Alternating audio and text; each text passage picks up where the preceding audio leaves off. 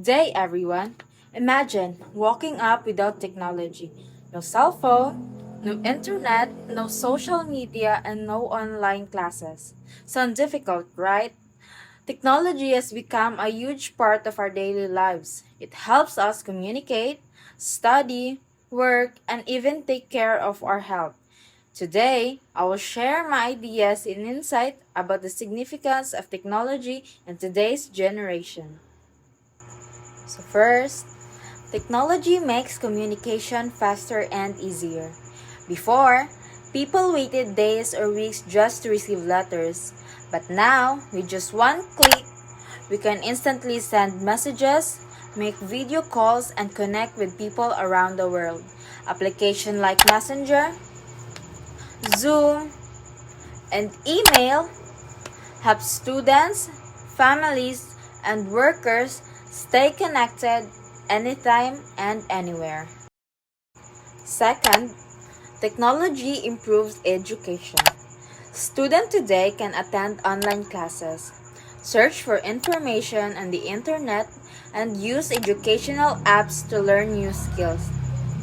As a nursing student, technology helps me access lessons, watch demonstrations, and study more effectively. Instead of spending hours in the library, information is now available at our fingertips. Technology makes learning more accessible, convenient, and interactive. Third, technology is also very important in healthcare. Modern machines help doctors and nurses monitor patients, diagnose diseases, and provide better treatment.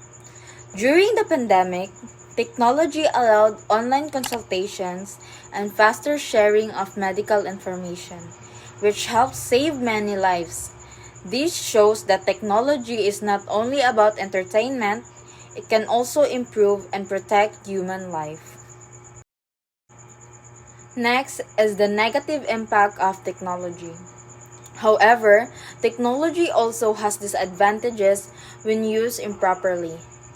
Too much screen time can affect our health, our sleep, and relationships. Some people become addicted to social media or spread false information online. This is why we must learn to use technology responsibly and wisely. Technology should control problems, not control people. So, in conclusion, technology plays a very important role in today's generation. It helps us communicate, learn, work, and improve healthcare. But while technology gives many benefits, we must also use it responsibly and balance it with real life interactions and healthy habits. Technology is a powerful tool, and the future depends on how we use it.